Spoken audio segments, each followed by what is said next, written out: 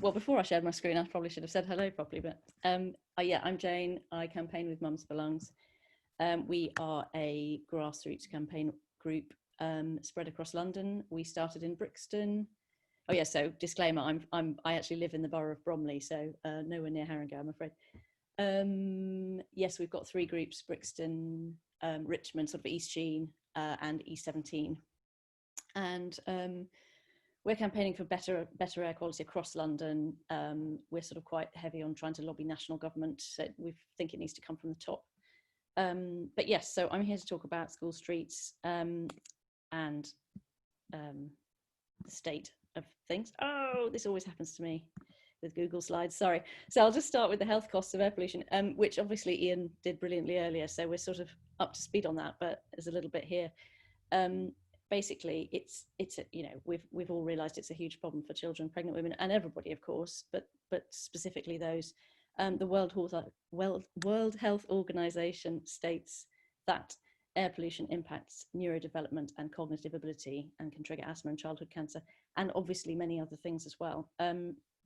Children are particularly vulnerable because they breathe more rapidly, they're closer to the ground, so they're much closer to the exhaust fumes.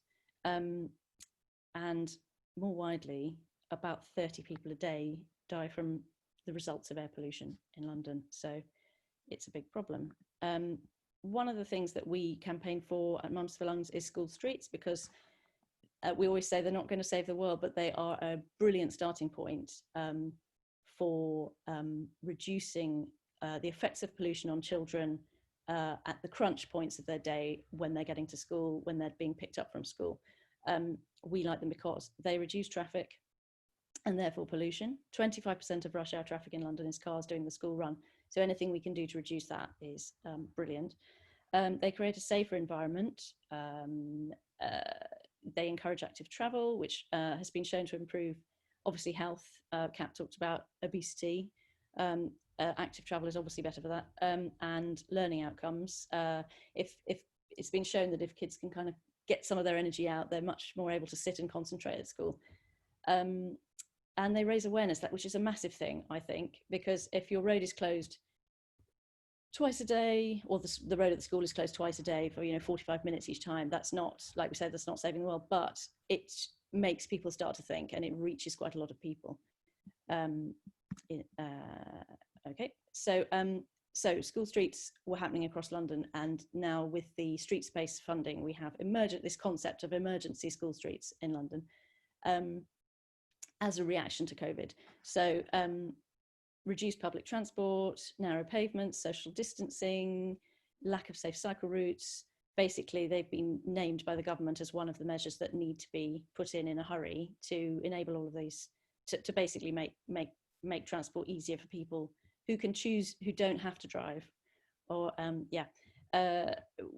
everybody's very worried that more trips being taken by car will just cause even more gridlock and congestion and emissions. And actually, as we already know, more trips are being taken now, and congestion was up by 150% or something the other week on the equivalent period last year in London.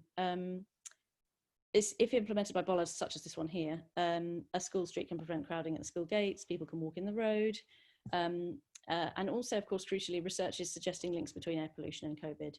So anything we can do to limit is a good thing. I'm just going to talk briefly on how they work in case anybody doesn't know.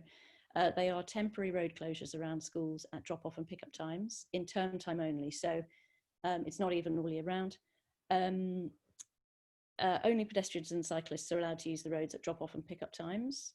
There are exemptions, such as residents, local businesses, blue badge holders. Signs like this one here are put up to inform drivers of road closures, and barriers or cameras can be used to enforce. Outside London, it's currently more difficult, although the legislation is changing so that outside London that can happen too with cameras. So what other London boroughs are doing? Out of the 33 London boroughs, 27 have implemented school streets. The first one was in Camden in 2017. Pre-COVID, there were about 85 schemes across London, and progress was happening quite slowly, but it was happening. And now suddenly, by the end of this year, there should be about 450 or more, which for us campaigning for them is huge. It's massive. It's amazing. And of course, there is a slight concern there that maybe some of these will be rushed in. Some boroughs have never done this before. We need some best practice guidance being written, which I think DFT is sort of on the case with, which is good, because it's now, since they published their gear change walking cycling document, it's now official policy, I think, government policy, that school streets can be implemented, which is amazing.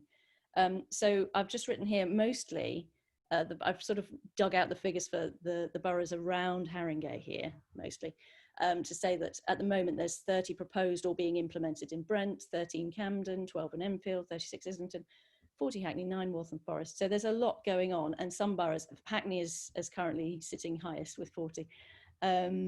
Yeah, there's a lot going on in the other boroughs. Haringey's plans. So pre-COVID, Haringey had one school street. I actually confess, I don't know if that had been made permanent. Maybe somebody else might be able to tell me that, at Lordship Lane. And I think there was calls for more, and there was the funding hopefully going to be available. And it is great to see a bigger commitment to these with the street space funding. I gather that there were more proposed, and then actually they turned out to be pavement widening, which isn't a school street, of course. So I think there's potentially 5 schemes coming soon. I've had a look at those plans and looking at there's cameras sort of on all the plans, automatic number plate recognition cameras. And that makes me hope that perhaps this is a longer term plan by the borough, perhaps, that this, because obviously doing it with bollards and planters is cheap and quick. Cameras, more money, more long term. So I'd be interested if there's any chat about that with any councillors later to find out more.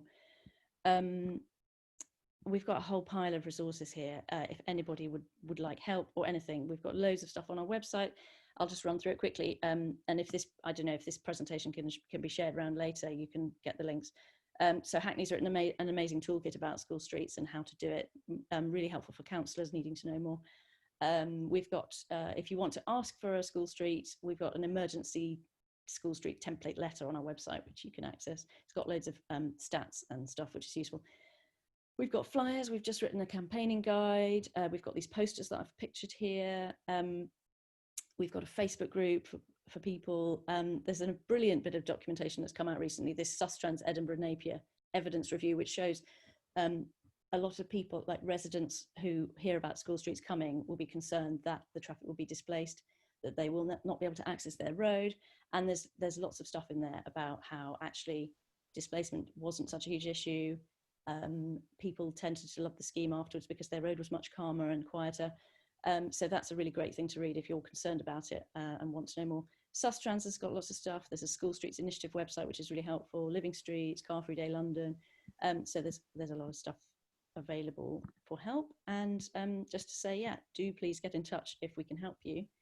And yeah, one school street could reach 300 pupils, 50 staff, 550 parents or carers, 100 residents. That's 1,000 people. So if we've got 450 going in across London shortly, that's 45,000 people that weren't as aware of air pollution potentially and road safety before, who will start to think, oh, maybe I should change my behaviour. Maybe I shouldn't drive 2 minutes down the road to Tesco. Maybe I should, oh, hang on, yeah. So it's a way to start a conversation to make things better for our kids and yeah, start the ball rolling. So that's me.